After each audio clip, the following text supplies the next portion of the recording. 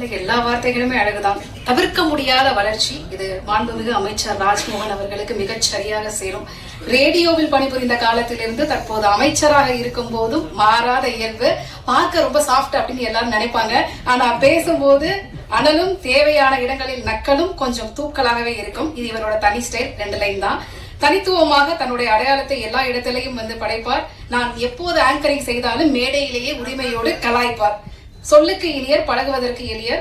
செய்தி விளம்பரம், தமிழ் வளர்ச்சித்துறை மற்றும் பள்ளிக்கல்வித்துறை அமைச்சர் மாண்புமிகு திரு ராஜ்மோகன் அவர்களை பேச வருமாறு அன்போடு அழைக்கிறேன். அனைவருக்கும் அன்பான மாலை வணக்கம். இன்னொரு நிகழ்வுல இருந்து வரும்போது பிளான் பண்ணபடி வர முடியல. முதல்ல சாரி. ரொம்ப அழகா வர்ணனையா என்னுடைய சகோ வரவேற்பாங்க. ஆனா மணி 9:45 இந்த வர்ணனை தேவையா? இந்த உலகத்தோடு ஒரு உறவு பாலமாய் தமிழ் சினிமாவை, இந்த கலைத்துறை இணைக்கக்கூடிய அத்தனை சினிமா துறையினுடைய இந்த சினிமா பத்திரிகையாளர்களுக்கும் பத்திரிகை தொடர்பாளர்களுக்கும் நான் தலைவணங்குகிறேன். நெஞ்சம் நிறைந்த வாழ்த்துக்கள், வணக்கங்கள். நீங்களாம் நல்லா இருக்கும். நேரம் குறைவா இருக்கு, டக்கு டக்கு நான் பேசுறேன். இந்த நம்மளுடைய பிரசாத் வென்யூல இங்க இருக்கிற எல்லா பேர்கிட்டையும் எஃப்எம்ல வேலை பார்த்தப்ப, டிவில வேலை பார்த்தப்ப, சோசியல் மீடியால வேலை பார்த்தப்ப, தனியா யூடியூப் சேனல் வச்சிருந்தப்போ எல்லா பேருக்கிட்டையும் திட்டு வாங்கின ஒருத்தனா அது நான் தான். எஃப்எம்ல வேலை பார்க்க மௌன ரவி என்ன, அவர் நிக்கில் சாரு எல்லாம் இன்டர்வியூ தருவாங்க. அப்போ எடுப்போம், எடுத்து முடிச்சு போன் பண்ணுவேன். ஆனா ஒரு சின்ன மிஸ்டேக் என்னாச்சு, இந்த ரெக்கார்டர்ல ஆன் பட்டன் அமுக்க மறந்துட்டேன். பக்கத்துல இன்னொரு எஃப்எம்ல வாங்கி தருவேன். ஏன்டா என் உசுர வாங்குறேன்ட்டு. அதே மாதிரி நடுவுல ப்ராப்ளம்ஸ்லாம் வரும். எங்களெல்லாம் வெப்சைட்ல இருக்கும்போது உள்ள விடக்கூடாது அப்படின்னு முடிவு பண்ணிடுவாங்க. பத்திரிகையில் வந்தால்தான் பத்திரிகையாளர்கள், இவர்கள் போட்டியாளர்கள். வாசல் அப்படி கையை கட்டி நிற்போம். அடுத்த மாசம் சம்பளம் வாங்கணும், எப்படியாவது எங்களை உள்ள விட்டுருக்கேன். இல்ல பரவாயில்ல, அப்புறம் வர வர எல்லாத்தையும் புரிஞ்சுக்கிட்டு. ஆனால் மேடையில் இருக்கக்கூடிய அத்தனை ஜாம்பவான்களும் சரி, இங்க இருக்கக்கூடிய பிஆர்களும் சரி, நல்ல தமிழில் நல்ல ஒரு நிகழ்ச்சி செய்யணும்னா ஒரு தொகுப்பாளர்னா அவர் முதலில் அணுகும் இடம் மலிவுவிலை தொகுப்பாளர்னா அது ராஜ்மோகன் தான் என்பதையும் பெருமையோட நான் சொல்லிக்கிறேன். 5 ஆண்டுக்கு ஒரு முறை கொடுத்தா அது விருது கிடையாது, ஆண்டுதோறும் கொடுத்தாதான் விருது. மாண்புமிகு தமிழ்நாடு முதல்வர் அவர்கள் அனுமதி பெற்று இனி வெள்ளித்திரை, சின்னத்திரை, தமிழ் திரை விருதுகள் ஆண்டுதோறும் தரப்படும் என்பதை முதல்ல மகிழ்ச்சியோடு தெரிவித்துள்ளேன். நல்ல படைப்புகள் தான் நம்முடைய ஆக்சிஜன். தமிழ் சினிமாவில் உண்மையிலே தன் தலையை அடமானம் வைத்து முதல் போடுகிற முதலாளினா தமிழ் சினிமாவுக்கே தலையா இருக்கிறது நம்முடைய தயாரிப்பாளர்கள் தான். நம்ம நகைச்சுவையா சில பேமெண்ட்ஸ் வரல, பெண்டிங் பேமெண்ட்ஸ் சொல்லுவாங்க. எந்த இண்டஸ்ட்ரியில இல்ல, அவங்க தரக்கூடாதுன்னு இல்ல, ஒரு படத்துல பேமெண்ட் தர முடியாட்டியும் அந்த சம்பந்தப்பட்டவங்க அடுத்து ஒரு படமே தரக்கூடிய தாய்லம் கொண்டவர்கள் தான். அவங்க இல்லைன்னா நாம இல்லை, அந்த தயாரிப்பாளர் சங்கம். அதே போல இந்த தமிழ் சினிமாவில் கைகளா இருக்கக்கூடியதுதான் நம்முடைய பாடலாசிரியர்களும் கவிஞர்களும் இசையமைப்பாளர்களும். படத்திற்காக ஓடியதா, இளையராஜாவின் பாடலுக்காக ஓடியதான் தெரியாத பல ஒண்டர்ஃபுல் மேஜிக்ஸ் தமிழ் சினிமால இருக்கு. அவங்க இல்லைன்னா நாம இல்லை. இந்த தமிழ் சினிமாவை தாங்கி ஓடக்கூடிய கால்கள் அப்படின்னா எங்களுடைய ஃபைட் மாஸ்டர்ஸும் டான்ஸ் மாஸ்டர்ஸும் அப்படி ரத்தத்தை வியர்வையா கொட்டி ஓடி ஓடி உழைச்சு ஓடிக்கிட்டே இருப்பாங்க. அப்ப இந்த தமிழ் சினிமாவினுடைய வயிறு யாரு? Production department. 5 பேர் இருந்தா கேரவனுக்குள்ள சாப்பாடு, 50 பேர் இருந்தா கேரவன் பக்கத்துல சாப்பாடு, 500 பேர் இருந்தா சாப்பாடு எப்படியாவது போட்டுருவாங்க. காந்தி படத்துல கிளைமேக்ஸ்ல 1 லட்சம் பேர் நடிச்சிருக்காங்க. இந்தியாவில ஷூட் நடத்திருக்கு. எப்படி காலைல பிரேக்ஃபாஸ்ட் கொடுத்திருப்பாங்க, மதியம் லஞ்ச் போட்டிருப்பாங்க, சாப்பிட்டு முடியும் கடலை முட்டை எப்படி கொடுத்திருப்பாங்க, யோசித்தே பார்க்க முடியாது. அப்படிப்பட்ட இந்த சினிமாவினுடைய நாடி நரம்பெல்லாம் ஓடிக்கொண்டு இருப்பது இந்த தமிழ் சினிமாவினுடைய அன்சங்கட ஹீரோஸா இருக்கக்கூடிய, இந்த ரத்தமாக இருக்கக்கூடியதுன்னா நீங்க தான், பிஆர்ஓஸ் தான். நீங்க ஓடி ஓடி இங்க போகணும், அங்க போகணும், ப்ரொமோஷன் போகணும், ஓடிக்கிட்டே இருப்பீங்க. சினிமாவினுடைய இதயம் யாரு? உண்மையிலேயே தன்னுடைய இதயத்தை பற்றி கவலைப்படாத இயக்குனர்கள் தான். அந்த இதயம் ஓடிக்கிட்டே இருக்கும். எப்படியாவது ஒரு நல்ல படத்தை எடுத்துட முடியாதான்னு 40-50 வருஷம் சாலிகிராமத்தினுடைய காவேரி கார்னர்ல சுற்றி கொண்டிருக்கக்கூடிய அண்ணன்களை நான் அறிவேன். இந்த மொத்த சினிமாவினுடைய உடலுக்கு ஒரு அழகான ஒரு ஸ்கின் வேணும் இல்லையா? அது நம்ம மேக்கப் டிபார்ட்மெண்ட். அப்படி அவங்க டச் பண்ணும்போது அப்படி சாமியை கும்பிட்டு அந்த ஃபர்ஸ்ட் அப்படி ஒரு பொட்டு வைக்கும் போது நாமளும் ஒரு நாள் பெரிய ஆர்டிஸ்ட் ஆகணும், ஒரு ஆர்டிஸ்டுக்கு ஒரு பெரிய நம்பிக்கை வரும். சரி, இது எல்லாமே இருக்கு. அப்படிப்பட்ட இந்த சினிமாவினுடைய ஆக்சிஜன் யாரு? துணை இயக்குனர்கள். டைரக்டர் இல்லாம கூட ஒரு 2 மணி நேரம் சமாளிச்சு சில ஷாட்ஸ் எடுத்துருவோம். துணை இயக்குனர்கள் இல்லாம ஒரு ஷாட் கூட எடுக்கவே முடியாது. அவங்க ஒரு பெரிய அன்சங்கட் ஹீரோஸ். இப்படி எத்தனையோ அன்சங்கட் ஹீரோஸ் எல்லாம் அங்க சினிமால இருக்கிறாங்க. அத்தனை பேரோட பாரபட்சம் இல்லாமல் பழகக்கூடியவங்க இந்த பிஆர்ஓஸ். அத்தனை பேருடைய பாதி பேருக்கு என்ன தெரியும், அவங்க பேரு தெரியும். நான் கல்யாணம் இப்படி கல்யாணம் பண்ணோம், குழந்தை, எல்லாருமே ஒரு ஃபேமிலி ரீயூனியன் மாதிரி தான் இருக்கு. அண்ணா நகைச்சுவையா சொன்னாங்க செல்வமணி அண்ணன், அது என்ன பேமெண்ட் பெண்டிங் நான் சொல்லிடுறேன். அது ஒண்ணும் இல்ல, தமிழ் சினிமால எல்லா சங்கங்களும் சேர்ந்து ஒரு நல்ல விழா எடுத்தோம். முத்தமிழ் அறிஞர் டாக்டர் கலைஞர் ஐயா இந்த பராசக்தி படத்துல அன்னைக்கு ஒலித்த அந்த ஒரு குரல், அம்பாள் இன்றைக்கடா பேசி இருக்கிறாள் இன்னும் ஒலித்த குரல், அவருக்காக ஒரு 100ஆண்டு விழா எடுக்கணும்னு பிளான் பண்ணி எல்லா சங்கங்களும் ஒன்று கூட்டிட்டாங்க. அப்ப வரிசையா போன் வருது, லிங்குசாமி சார் போன் பண்றாரு, பாண்டியராஜ் சார் போன் பண்றாரு. எனக்கு என்ன பதட்டனா, சரி இது கலை சேவை தான், பேமெண்ட் வருமா வராதா, நாம வாடகை வர கட்டு. அப்ப நான் என்ன யோசிச்சேன், சரி சார் அது வரேன் சார் அதர் சார் அப்படின்னு சமாளிச்சுக்கிட்டே இருந்தேன். திடீர்னு ஒரு பிஆர்ஓ போன் பண்ணாரு, அண்ணே ஒரு நிமிஷம் உங்ககிட்ட செல்வமணி சார் பேசுறோன்ட்டார். எடுத்தோடனே ஹலோ அப்படின்னாரு. கிளம்பிட்டானே, இந்த கிரீன் பார்க் நோக்கி வந்துகிட்டு இருக்கேன், பக்கத்துல வந்துட்டானே. வந்து அந்த 1 மாத காலம் உழைத்து யாருமே எனக்கு தெரிஞ்சு வீட்டுக்கு போல, அவர் பாண்டியராஜ் சார் எல்லாருமே தயாரிப்பாளர்கள் அதுல ஒர்க் பண்ணவங்க, அன்சங் ஹீரோஸ் அத்தனை பேர் ஸ்கிரிப்ட் எழுதி தள்ளி எல்லாரையும் அங்க மேடையில ட்ரெயினே கொண்டு வந்துட்டோம்.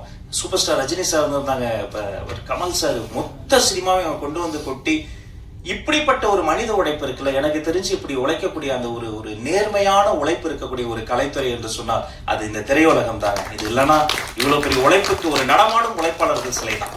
அப்படி இருக்கும்போது நீங்க உரிமையா கேட்கலாம், சேரன் அண்ணாலாம் ஒரு சாதாரண டைரக்டரா நீங்க தவமாய் தவம் இருந்த அந்த படத்துல வர ஒரு காட்சிக்கு அத்தனை தேசிய விருதுகள் நம்ம கொட்டி கொடுக்கணும். அப்படி தரமான ஒரு காத்திரமான படைப்புகள். அந்த நீங்க சொன்னீங்களா நாங்க கடன் பட்டிருக்கோம், நாங்க தான் கடன் பட்டிருக்கோம். இது நன்றி கடன் திருப்பி தந்துட்டு இருக்கிறோம். நாங்க எங்க எல்லாருக்கும் செய்ய வேண்டியது எங்களுடைய நன்றி கடன். எனவே எல்லாமே அது என்னவோ மாண்புமிகு முதல்வர் அவர்களிடம் அனுமதி பெற்று ஆலோசனை செய்து எல்லாம் ஃபர்ஸ்ட் மீட்டிங்லயே வந்து எல்லாம் முடிஞ்ச போது திரும்ப கூப்பிட்டார், ராஜ் அப்படின்னாரு. அப்படியே ஓடி போய் சொல்லுங்க சார் அப்படிங்கும்போது அந்த முதல்ல அவர் சொன்ன விஷயமே, அந்த மானியமுக்காக காத்திருக்கலப்பா சின்ன சின்ன படங்கள்லாம் அது ஏன் பெண்டிங்ல இருக்கு, முதல்ல நல்ல படங்கள் வந்து குட்டி குட்டி படங்கள் தான் பாருங்க, எதெல்லாம் பெண்டிங் இருக்கோ அரசு சார்பில் அத்தனை படங்களும் மானியத்தை கொடுத்துருங்க, அவங்க அது டிசர்வ் என்று சொன்ன ஒரு மாண்புமிகு முதல்வருக்கு நேரத்தில் நாங்கள் நன்றியும் இது மூலமாக நான் தெரிவித்துக் கொள்கிறேன். அது மாதிரி அது ஒரு இன்னொரு விஷயமும், ஒரு காலத்துல வந்து தமிழ்நாடு தான் சினிமாவுடைய கேபிட்டலா இருந்தது. எல்லா ஷூட்டிங்குமே இங்க நடக்கும். கொஞ்சம் கொஞ்சமா இன்னைக்கு வந்து ஹைதராபாத் போயாச்சு, கொஞ்சம் கொஞ்சமா எல்லாமே அதர் ஸ்டேட் போயாச்சு. அதுக்கு வேரியஸ் ரீசன்ஸ். அதெல்லாம் பகுப்பாய்வு செய்வதுதான் எங்க வேலை. ஷூட்டிங் ஸ்பாட்ல வந்து யாராவது மேனேஜரோ பிஆரோ வந்து ஒரு பர்மிஷனுக்கோ ஒரு 10 பேரை பார்க்கணும், 4 பெட்ரோல் வண்டி காசு நோ, யார் 1 ரூபா கேட்டாலும் நீங்க கொடுக்காதீங்க, தரவே தராதீங்க. உங்க கூட சிஎம் இருக்கிறாரு, நீங்க என்ன ப்ரொடக்ஷனுக்கு என்னவோ அதை பாத்துக்கங்க, ஆர்டிஸ்டுக்கு என்னவோ அதை பாத்துக்கங்க. அதுதான் நான் செய்ய போறேன். இது வேலை. உலகத்துல வேலையை செய்யறதுக்கெல்லாம் யாரும் பாராட்ட மாட்டாங்க. அதனால நாம அப்படி சிஸ்டம் மாறி போச்சு. நாம வேலையை செய்து கொண்டிருக்கிறோம், அதை சிறப்பாக செய்து கொண்டிருக்கிறோம், அது உண்மையாக செய்து கொண்டிருக்கிறோம். எந்த ஒளிவு முறை இல்லாம டிரான்ஸ்பரண்டான ஒரு கவர்னன்ஸ் தருவதற்கான ஒரு முயற்சி தான்.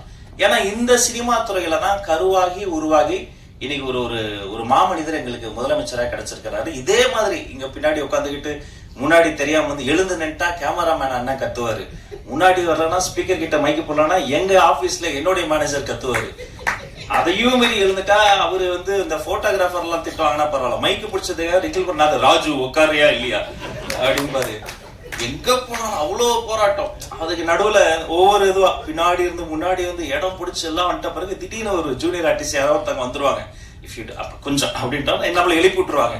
அப்படியே பின்னாடி போய் உட்காந்து ஃபுட்பால் மாதிரி தான் அதவங்க நிக்கிறாங்க பாருங்க. பாதி நிகழ்ச்சி ஃபுட்பால் பால் நின்றுக்கிட்டு தொத்திக்கிட்டு, என்னன்னா என்னைக்காவது ஒரு நாள் நம்ம ஜெயிச்சிரும், எதுலையாவது ஜெயிச்சிரும், தாங்கள் பறவை மாதிரி எல்லாத்துலயும் ஓடி ஓடி பறந்து இன்னைக்கு அப்படியெல்லாம் போயிட்டு இந்த இடத்துல வந்து நிற்கும் போது சரியெல்லாம் தான் இருக்கு. நாம தானா அமைச்சர் ஆயிட்டோமான்னு பல வாட்டி சரியெல்லாம் இருக்கு. பட் அதெல்லாம் யோசித்து பார்க்க எங்களுக்கு நேரம் இல்லை. இது ஒரு நல்ல ஸ்டார்ட், இது ஒரு பொன்னான வாய்ப்பு. இந்த மேடையில் எங்கள் அண்ணன்கள் என்னெல்லாம் கேட்டாங்களோ அதை செய்வதற்கு ஒரு பொன்னான வாய்ப்பு.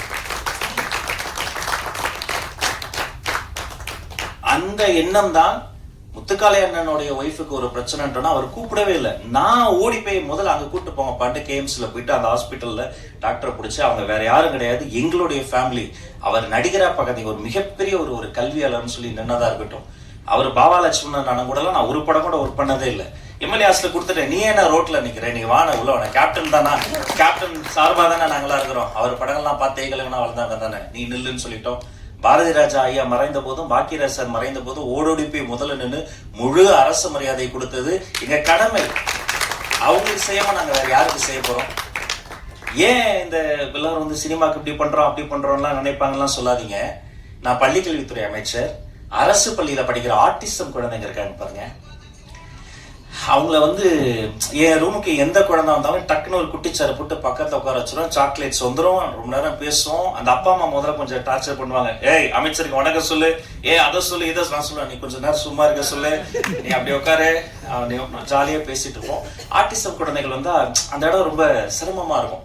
இப்ப நம்ம இப்படி டெக்கோரமா பேசுறோம்ல, அவங்களுக்கு அது புரியாது. நம்ம கண் பார்த்து பேசுவோம், அவங்க ஃபேன் பார்த்து பேசுவாங்க, திடீர்னு கத்துவாங்க, மத்த சின்ன சத்தம் கேட்டா பேனிக் ஆவாங்க. அந்த பேரண்ட்ஸ் வந்து இன்னும் டஃப்பான ஒரு லைஃபை வந்து மேற்கொள்வாங்க, அழுவாங்க லிட்டரலா. ஏன் இப்படி வந்தது, என்ன பண்றதுன்னு தெரியாம. அப்போ ஒரு நாள் வந்து ஒரு அதிகாரி வந்து ஒருத்தர் வந்து சொன்னார், ஒரு நல்ல ஐடியா கொடுத்தார். நம்ம எம்ஜிஆர் ஃபிலிம் இன்ஸ்டிடியூட்ல அரசு பள்ளியில் படிக்கும் ஆர்டிசம் குழந்தைகளை செலக்ட் பண்ணி போய் அவர்களுக்கு ஒரு உலக சினிமா போட்டோம். சரி, இதையே தொடரணும்னு, இந்த கலையை அந்த குழந்தைகளை கொடுக்கணும்னு, இனி மாதந்தோறும் அரசு பள்ளி ஆர்டிசம் குழந்தைகளுக்கு உலக சினிமா போடுவது என்று முடிவெடுத்து அதை நாங்கள் தொடங்கிவிட்டோம். நாங்கள் பேசும்போது எங்களோட பேசாத அந்த குழந்தை அந்த சினிமால வர மீனோடு பேசுது, மானோடு பேசுது, அவ்வளவு சந்தோஷம், சிரிச்சு விளையாடுது. அந்த இன்டர்வல் பிளாக்ல போய் அந்த குழந்தைங்க பேரண்ட்ஸ் எல்லாம் பார்க்கும்போது தான் தெரிஞ்சது, அந்த குழந்தைகளுக்கு மட்டும் இல்ல, அந்த அப்பா அம்மாக்கே ஒரு பெரிய ரிலீஃப். ஒரு பப்ளிக் பிளேஸ்ல அவங்களுக்கு ஆக்சஸ் இருக்காது, டக்குன்னு பேனிக் ஆவாங்க அந்த குழந்தைகள் பிஹேவ் பண்றத வச்சு. அத்தனை பேரை கட்டி பிடிச்சி கைப்பிடிச்சு நன்றி சொல்லும் போது நான் நினைத்து பார்க்கிறேன், கிட்டத்தட்ட அது மாதிரியான அந்த குழந்தைக்கு எனக்கு என்ன வித்தியாசம், என்ன பண்றேன்னு எனக்கே தெரியாம ஏதோ பண்ணேன், கிடைச்ச எல்லா வேலையும் பண்ணேன். ஆனா இன்னைக்கு வந்து நிக்கிறேன், இதெல்லாம் பண்றேன்னு சொன்னா அது இந்த திரைக்கலை தந்த ஒரு வலிமை, அந்த இதயத்தை தொடக்கூடிய ஒரு உணர்வு, நல்ல படைப்புகளை பார்த்து படித்து கேட்டு வளர்ந்தது.